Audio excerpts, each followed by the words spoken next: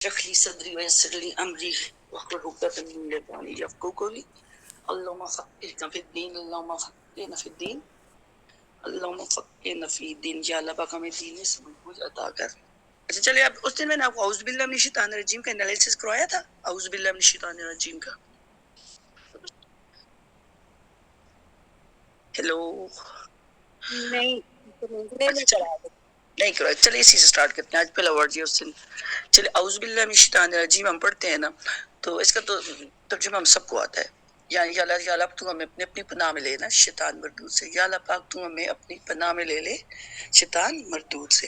تو آج آپ کو میں اس کا انالیسس کراؤں گی. بیسیکلی اس کیوں کہا گیا یہ لفظ کیا، جو اعوذ باللہ من الشیطان الرجیم جتنے بھی حروف ہیں اس کے ہم اوریجن میں جائیں گے نا، مطلب ڈیپلی ہم ان کو تھوڑا سا اس کی اسٹڈی کریں گے، گہرائی میں جا کے دیکھیں گے کہ ہاؤز جو ہے نا، اعوذ باللہ، ہاؤز جو ہے نا، اس کا جو روٹ ورڈ ہے نا، این واؤ زال سے. یہ آپ اپنے پاس لکھیں بھی، یہ اچھا ہے. آپ بچے کو بتانا، اپنے بچوں کا یہ بڑا اچھا ورڈ ہے. آہستہ آہستہ میں بول رہی ہوں، اس کو چھوٹے چھوٹے جو ہے نا ان کو آپ لکھا کریں. اور جب کہیں آپ کہیں جائیں ادھر شیئر کیا کریں تھوڑا لوگوں کو، مطلب یہ لفظ ب لفظ جو ہے نا قرآن پڑھنے کی سمجھ آئے.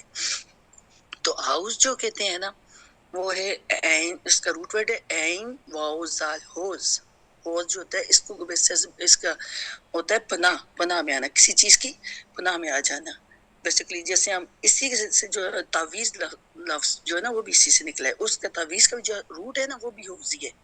حالانکہ تعویذ ڈالنا نہیں چاہیے، منع کیا گیا ہے. آپ صلی اللہ علیہ وسلم نے فرمایا ہے کہ آپ لوگ اپنے اوپر دم کیا کرو، جھاڑ پھونک کیا کرو.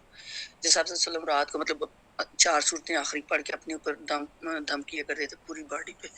تو اسی سے تعویذ کا بھی اسی سے نکلا ہے نا ہاؤس، ویسے کسی چیز کی پناہ میں آ جانا. اس طرح میں آپ کو بتانا چاہ رہی ہوں، اس کا اشارہ یہ ہے. تو ہاؤس کا لفظ ہوز سے نکلا ہے. ہوز اس کا روٹ ورڈ ہے. اس کی بنیادی معنی ہے پناہ لینا، حفاظت طلب کرنا، اور کسی مضبوط اور طاقتور سہارے کی طرف رجوع کرنا. تو جب ہم ہاؤس کہتے ہیں تو ہم اللہ تعالیٰ کی طرف رجوع کر رہے ہوتے ہیں کہ اللہ پاک ہمیں اپنی پناہ میں لے لے. اعوذ باللہ، اللہ کی، من الشیطان، شیطان کم کریں گے آج روٹ ورڈ. شیطان تو شیطان کیوں کہتے ہیں، کس وجہ سے کہا گیا ہے، اس کا ہم دیکھتے ہیں عربی میں کیا ہے. شیطان کا لفظ جو ہے نا شتن سے نکلا ہے. شین تو نون، شین تو نون.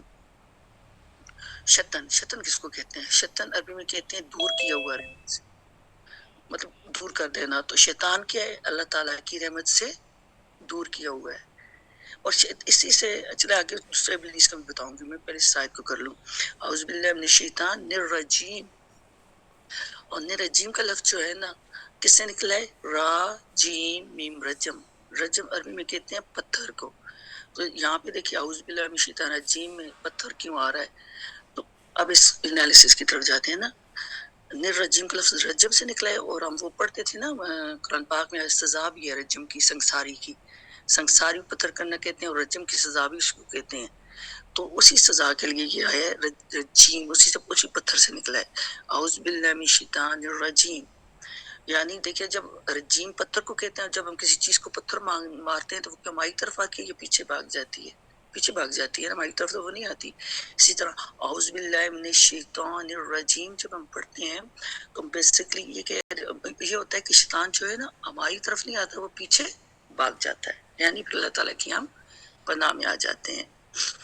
تو اس لیے اعوذ باللہ من الشیطان الرجیم اس کا انالیسس اور ترجمہ جو ہے اس کا یہ ہے. جب نیکسٹ ورڈ کی طرف آتے ہیں.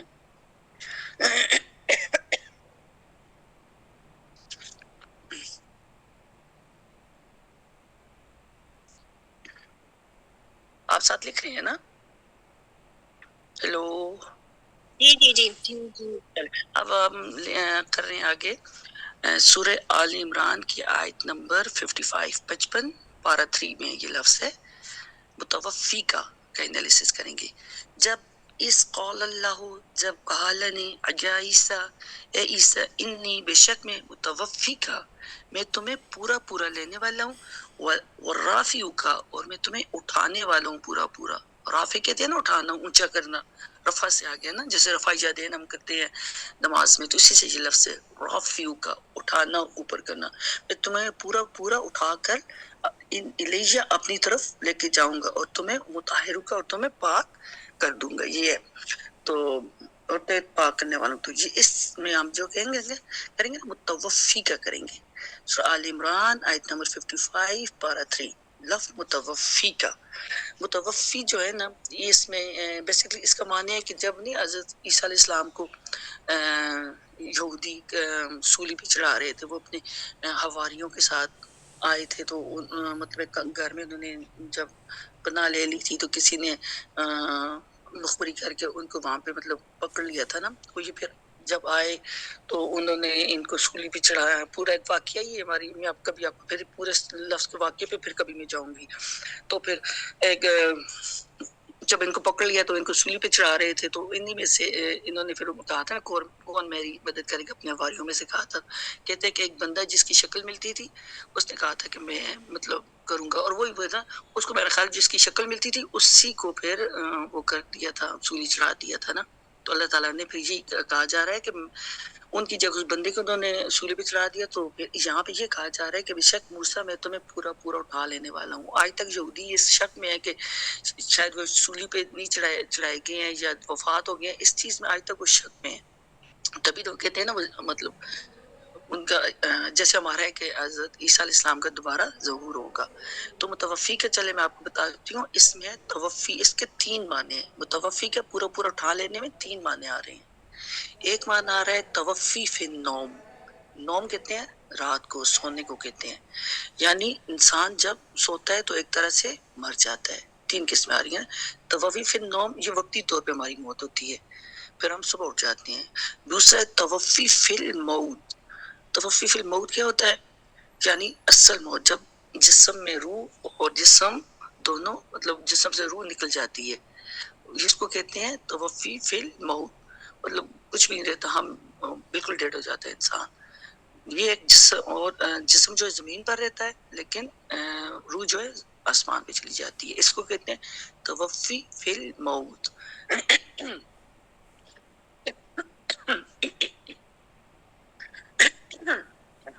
سوری.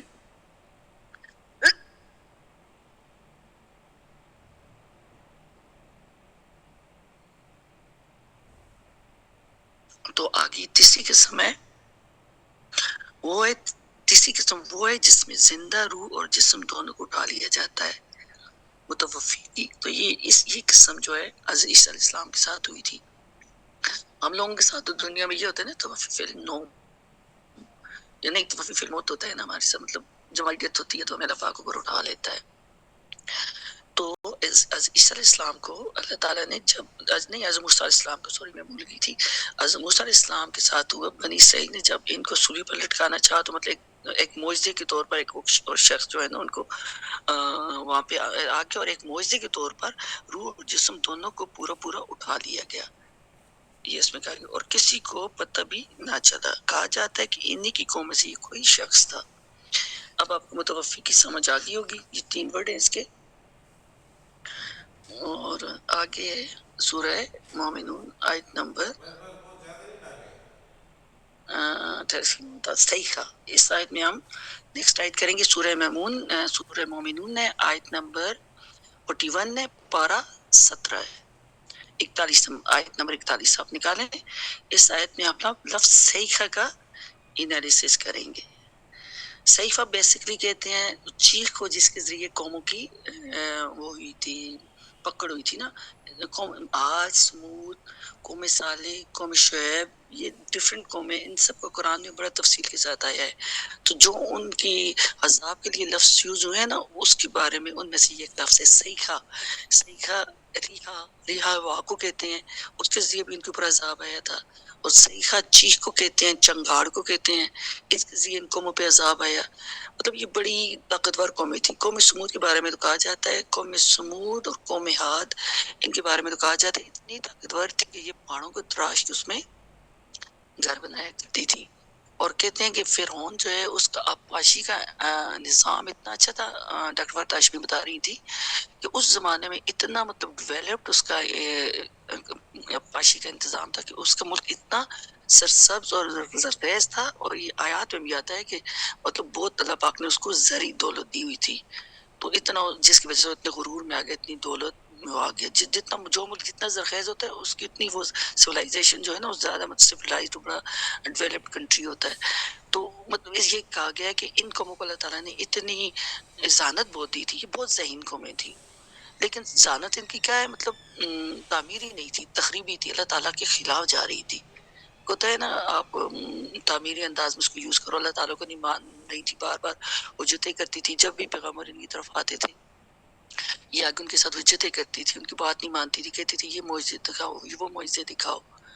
اور قوم صالح کے بارے میں تو کہا جاتا ہے کہ ان کس قوم صالح جب صالح علیہ السلام جو ہے اپنی قوم کو تبلیغ کرتے نا تو وہ بار بار یہ کہتے کہ تیرا رب ہمیں کوئی معجزہ دکھائے گا تو پھر ہم اس کے اوپر ایمان لائیں گے. اور پھر اونٹنی کا انہوں نے وہ کہتے تھے تیرا رب اس پار سے اونٹنی نکال کے بتائے گا تو تب ہم ایمان لائیں گے. پھر اللہ تعالیٰ نے اس معجزے کو اس میں اونٹنی بھی نکالی، وہ میں آپ کو تفسیر بعد میں بتاؤں گی. پہلا ہم آتے ہیں سیخا کی طرف. اور قوم ہاد اور سمود کہتے ہیں بڑی بڑی عمارتیں بناتے تھے، بڑے بڑے ان کے مطلب قد تھے، کہتے اتنے لمبے لمبے قد تھے، کھجوروں کی طرح. عقائد میں آیا ہے کہ جب ان کو عذاب دیا گیا تو یہ کھجوروں کی طرح کھجور کے درخت کی طرح گرے پڑے تھے زمین پہ، اتنے لمبے قد تھے اور اتنے مطلب مردہ پڑے تھے. تو اس میں یہ بتا رہی ہوں فَأَخَذَتْهُمُ الصَّيْحَةُ تو پکڑ لیا ہم نے انہیں. فَأَخَذَتْهُمْ اخذ سے آگے نا، اخذ کہتے ہیں نا کس چیز کو اخذ کرنا، پکڑ لینا، تو پکڑ لیا ہم نے انہیں صحیح تھا ایک چیخ نے بالحق کے ساتھ حق کے. فجعلناہم تو بنا دیا ہم نے انہیں غثاء کوڑا کرکٹ. سورہ مومنون آیت نمبر 41 پارہ 17 ہے. تو فبودل تو دوری ہے للقوم الظالمین ظالموں کے لیے. تو اس کا ہم چلے روٹ ورڈ کہتے ہیں نا سیخا.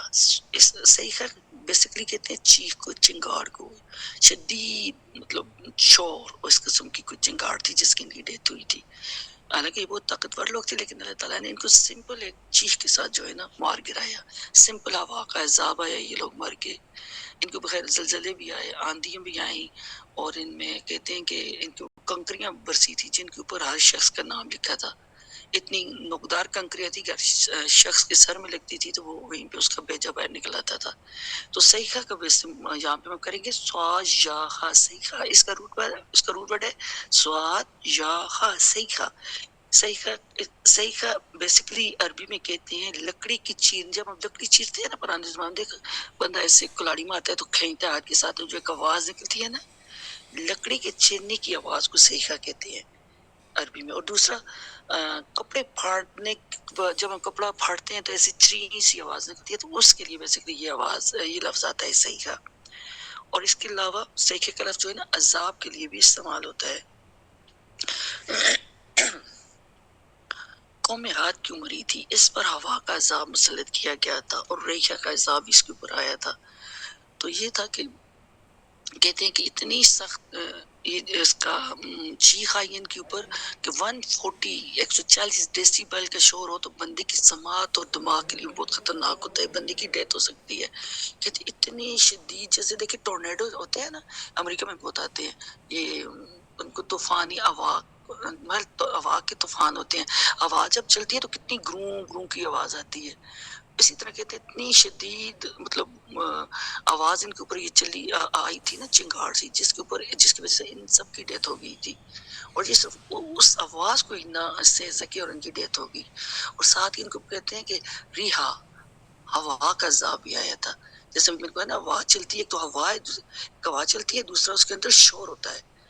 تو یہ کہا جا رہا ہے کہ ہوا کا عذاب جب ان کے اوپر آیا تو یہ لوگ کونے خدروں میں مطلب گھس گھس کے چھپ رہے تھے کہ ہم بچ جائیں. لیکن کہتے ہیں استاذہ ہماری بتاتی ہیں دیکھیں جب آپ گھر میں ویکیوم کرتے ہیں تو اس کے اندر کتنی شدید ہوتی ہے نا اس کی اس کا دباؤ ہوتا ہے. ہم کونوں خدروں میں کیسے جو ہے مطلب ہر قسم گرد ہر چیز نکال کے لے آتا ہے.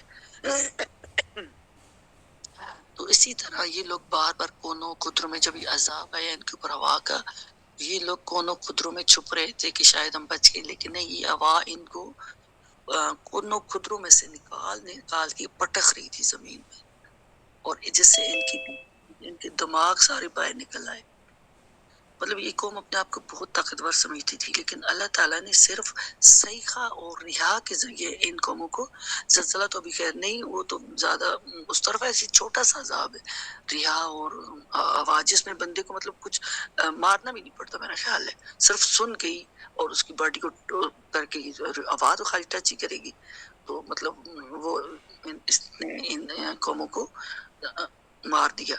تو کہتے ہیں ہوا پہ چلی اور یہ لوگ پٹخ پٹخ کے ان کو زمین پہ پھینک رہی تھی، اور حدیث ہے استاذہ بتا رہی تھی کہ یہ جو ہوا ہے ان کے اوپر 7 دن اور 8 راتیں مسلسل چلی تھی، مسلسل، اور کہتے ہیں کوئی بھی چیز نہیں بچی تھی، ہر چیز، درخت، پرند، انسان، سب کچھ کہتے ہیں مرے پڑے تھے، ایک چیز بھی نہیں بچی تھی، اور ان سب کو مطلب اس قدر عذاب دے کے، چھوٹا سا عذاب دے کے ان کو مار کے، جو کہ اپنے آپ کو بہت بڑا طاقتور سمجھتے تھے۔ اما ہادن فقفل شجرہ علیہم 7 لیال، 7 راتیں، وثمانیت ایام خصومہ، اور کہتے ہیں 8 راتیں یہ چلی تھی۔ قرآن میں ایک اور جگہ آتا ہے کہ قرآن پاک میں ایک ترجمہ اسی کے بارے میں آتا ہے کہ یہ ایسے لوگ مری ہوئے تھے جیسے کھوکھلے کھجور کے تنے بکھرے ہوئے ہوں، ان کے یہ حال ہوئے تھے، اور ایک تو یہ لمبے لمبے لوگ تھے، اور کھجور کے تنے بھی، کیونکہ کتنا درخت لمبا ہوتا ہے تو اسی طرح یہ کھجور کے تنوں کی طرح مڑے پڑے تھے۔ آگے پر اللہ نے کہا ہے کہ فجعلناہم غثاء، تو ہم نے ان کو کر دیا غثاء، کوڑا کرکٹ۔ تو اس کا غصہ کا میں آپ کو بتاؤں گی، غصہ کس کو کہتے ہیں؟ غصہ غین واو سے غوث، غوث اس کا روٹ ورڈ ہے، اور غوث ویسے کہتے ہیں کوڑا کرکٹ۔ کون سا کوڑا کرکٹ؟ بیسیکلی کہتے ہیں نا غصہ، ہانڈی کی، جب ہم جیسے ہانڈی میں ہم گوشت ابالتے ہیں تو جو اس کے اوپر جھاگ آ جاتی ہے نا، تو اس کو بھی عربی میں غصہ کہتے ہیں۔ اسی طرح جب کہیں سیلاب آتا ہے اور پانی بہت تیز ہوتا ہے تو سیلاب کے اوپر جو تنکے، سوکھی لکڑیاں، گھاس گند ہوتے ہیں، اس کو بھی غصہ کہتے ہیں۔ تو بیسیکلی اللہ تعالیٰ نے یہ لفظ یہاں پہ ان جنمیوں، ان لوگوں کے لیے استعمال کیا ہے جو لوگ اللہ تعالیٰ کی آیات کو نہیں مانتے۔ یہ صرف عاد اور ثمود کے لیے لفظ نہیں ہے، یہ آج بھی ان سب لوگوں کے لیے جو کہ آج بھی اللہ تعالیٰ کی آیات کو نہیں مان رہے، ان کے لیے بھی اللہ تعالیٰ نے یہ لفظ جو ہے نا یوز کرے کیا آگے جہنم میں، کہ ہم ان جیسے ہم نے، اللہ نے کہا نا ان کو ہم نے مار دیا، یہ کھجور کی تنوں کی طرح گرے پڑے تھے، اور کہتے ہیں کہ کوئی ان کو اٹھانے والا نہیں تھا، ایک بندہ بھی نہیں بچا تھا جو ان کو اٹھاتا، ان کی لاشوں کو سنبھالتا، کوئی ان کو دفنانے والا نہیں تھا، کوئی ان کے اوپر رونے والا نہیں تھا، استاذہ بتا رہی تھی۔ اور کہتی ہیں پتہ نہیں کتنے دن ان کی لاشیں پڑی ہوں، گل سڑی گئی ہوں گی، گل سڑنے کے بعد کیا ہوتا ہے، وہ کوڑا کرکٹ بن جاتی ہے نا۔ تو یہ ہوا کہ فجعلناہم، تو ہم نے ان کو کوڑا کرکٹ بنا دیا، کرکٹ بنا دیا، کتنے عرصہ وہ پڑی نہیں ہوں گی، گل سڑی گئی ہوں گی، پھر مطلب یہی ہوگا کہ ہوائیں آئی ہوں گی، ان کو لے اڑی ہوں گی، تو اس طرح ان کی جسم ہڈیاں جو ہے نا کوڑا کرکٹ ہوں گے۔ اور میں بھی کہ سازہ کہہ رہی تھی بارشیں ہی بہا کے لے گئی ہوں، اس طرح جس طرح بارشیں اور چیزوں کو کوڑا کرکٹ بہا کے لے جاتی ہیں، تو میں بھی ان لاشوں کو بھی بہا کے لے گئی ہوں۔ تو اللہ پاک ہم سب کو بچائے۔ اور دوسرا میں یہ کہہ رہی ہوں کہ یہ آیات ہم نے اپنے اوپر اپلائی کرنی ہے، ہم نے یہ نہیں سوچنا کہ میں آپ کو اگلی پچھلی قوموں کے واقعات سنا رہی ہوں، کیونکہ یہی واقعات، انہی آیات کو ہم نے سن کے اپنے اوپر اپلائی کرنا ہے کہ ہم کیا کر رہے ہیں۔ استاد نے ایک بڑی اچھی بات کی تھی کہ دیکھیں جب آپ گھر کی صفائی کرتے ہیں نا تو ہم کیا کرتے ہیں، سارا کوڑا کرکٹ نکال کے اس کو باہر ایک مختص ایک کونا ہوتا ہے اس میں ڈال کے یا کسی ڈبے میں ڈال کے رکھ دیتے ہیں، اس کو جلا دیتے ہیں۔ تو اسی طرح وہ لوگ، پہلی تو قومیں، اور جو آج کل بھی لوگ جو ہیں، وہ جب اللہ تعالیٰ کی بات نہیں مانیں گے تو قیامت جب لگے گی تو اللہ تعالیٰ ان لوگوں کو جنتیوں سے علادہ کر کے، جیسے ہم گھر میں کوڑا کرکٹ جو ہے نا علادہ کرتے ہیں، تو اسی طرح جنمیوں کو بھی کوڑا کرکٹ کی طرح علادہ کر کے ایک ایکسٹرا جگہ جہنم ہوگی، وہاں پہ جلا دیا جائے گا، سارا کوڑا کرکٹ ہوں گے۔ جو لوگ اللہ تعالیٰ کی بات نہیں مانتے وہ کیا ہے، کوڑا کرکٹ ہے۔ استغفر اللہ، اللہ پاک ہمیں جنت الفردوس میں جگہ عطا کرے۔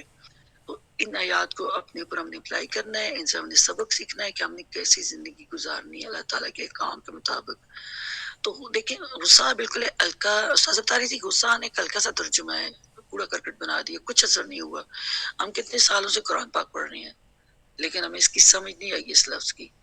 ابھی سیکھا کہ آپ کو جو ہے ڈیٹیل کے ساتھ سمجھ آئے گا. وہ کوڑا کرکٹ کی کتنی سخت ڈیفینیشن ہے, تفسیر ہے کہ یہ انسان کے لیے آئے کہ میں اس کو کوڑا کرکٹ بنا کے جنت میں جلا دوں گا. تو کوشش کریں ہم اس قسم کے اعمال کریں کہ اللہ پاک آگے جنت الفردوس میں جگہ عطا کرے. آمین. آواز آ رہی ہے نا آپ کو؟ آمین.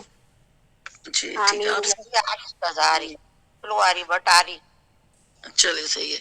اور ساتھ تھوڑے تھوڑے پوائنٹس نوٹ بھی کریں نا, تھوڑا سا آپ آگے شیئر کیا کریں اپنی بہنوں کو. جیسے میں اپنی بہنوں کو بتاتی ہوں, اپنی بھابھیوں کو, جہاں کہیں جاؤں میں کوشش کرتی ہوں تھوڑے تھوڑے ایک ایک لفظ, زیادہ نہیں کرتی کہ لوگ قرآن پاک سنتے ہوئے تھوڑا سا وہ ہو جاتے ہیں نا, وائٹ کرتے ہیں یار. ہلکے ہلکے لفظ بتا دیے, 1 منٹ بتا دیا بھائی, جیسے آپ کو میں نے کوڑا کرکٹ غصہ بتا دیا. تو تھوڑی سی وہ ہماری استاذہ کہتی ہے نا حدیث ہے کہ جس محفل میں آپ جاؤ اور ایسی محفل جس میں اللہ تعالیٰ کا نام نہ لیا جائے, وہ محفل گدوں کی محفل کی مانند ہے. تو کوشش کیا کہ تھوڑا سا ہلکا سا ٹچ دے دیو اس میں اسلام کا, تھوڑا سا انالیسس سے بندہ تھوڑا سا بندے کو کھینچ کے لے آتا ہے نا. غصہ آپ اپنے بچوں کو ضرور بتانا کہ کتنا سخت لفظ ہے, سمپل سا لفظ ہے کوڑا کرکٹ, لیکن اس کے آگے ڈیفینیشن کتنی سخت ہے اس کی. تو چلے آگے میں آپ کو سورہ کروا رہی ہوں, سورہ مومن آیت نمبر 32 پارہ 24. یا آپ کوشش کریں قرآن پاک رکھیں, تب اس کو آپ کو اچھی سمجھ آئے گی. اس کی عربی ہے وَيَا قَوْمِ, اور اے میری قوم, انی بے شک میں, اخاف ہوں میں ڈرتا ہوں, علیکم تم پر, یوم التناد, یوم الدن, تناد کے دن سے میں تم پر ڈرتا ہوں. تو یہاں پہ آپ صلی اللہ علیہ وسلم فرما رہے ہیں, یا اللہ تعالیٰ, مجھے پتہ ہے اس کے پیچھے بیک گراؤنڈ کیا ہے, کہ میں تمہیں تناد, ہمارے کو تناد کے دن سے ڈرتا ہوں. تناد کون سا دن ہے, آپ کو کوئی سمجھ آئیے؟ تناد کس طرف اشارہ ہے, کون سے دن سے ڈرتا ہوں؟ اللہ تعالیٰ کہہ رہے ہیں یہ کون سا ہے؟ یا قوم میں آپ سے سلم فرما رہی ہے, اے میری قوم. تھوڑا سا آپ اپنے دماغ کے پر زور ڈالیں, یوم تناد کون سا دن ہوگا؟ تناد کا لفظ جو ہے نا ندا سے ہے. ندا نام سنتے ہیں نا آپ؟ قیامت کا ندا, دن. ہاں قیامت کے دن, ندا, ندا, ہاں ندا کا دن, یہی قیامت کے دن ہے. قیامت کے مختلف نام ہیں, وہ آپ کو میں بتاؤں گی. سکر نام ہے, اور یوم التناد ہے, یوم التغابن ہے. تغابن کا میں نے آپ کو کرایا تھا نا انالیسس, یوم التغابن یاد ہے؟ یہ دوبارہ کروا دوں گی پھر.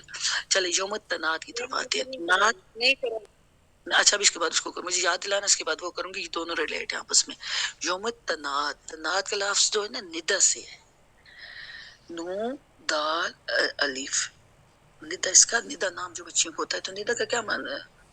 ندا کا مطلب ہوتا ہے پکارنا, مطلب کسی کو آواز دینا. اور اسی سے جو لفظ ہے نا, ہم نے پڑھا تھا ندا ابراہیمی ہے. جب استاذہ بتا رہی تھی, جب ابراہیل علیہ السلام نے خانہ کعبہ کو تعمیر کیا, تو تعمیر ہونے کے بعد اللہ تعالیٰ نے ان کو کہا کہ اے ابراہیم, آپ اس پہاڑی پہ چڑھ جاؤ اور وہاں پہ لوگوں کو آواز دو کو اس گھر کی طرف آئیں. تو حضرت ابراہیم علیہ السلام نے کہا تھا کہ یا اللہ, میں آواز تو دے دوں, لیکن اس ویرانے میں کون آئے گا؟ مطلب یہ تو کوئی نہیں. تو اللہ تعالیٰ نے کہا ہے تمہارا کام ہے آواز دینا, لوگوں کو بلانا میرا کام ہے. تو وہ کیا تھی جو آواز انہوں نے دی, اس کو کیا کہتے ہیں؟ نداء ابراہیمی. اسی روٹ سے وہ ورڈ ہے نداء ابراہیمی, یعنی ابراہیم علیہ السلام کی آواز. وہ کون سی آواز ہے نداء ابراہیمی؟ جو ہم حج میں پڑھتے ہیں, لبیک اللہم لبیک, لبیک لا شریک لک, لبیک ان الحمد والنعمت لک والملک لا شریک لک.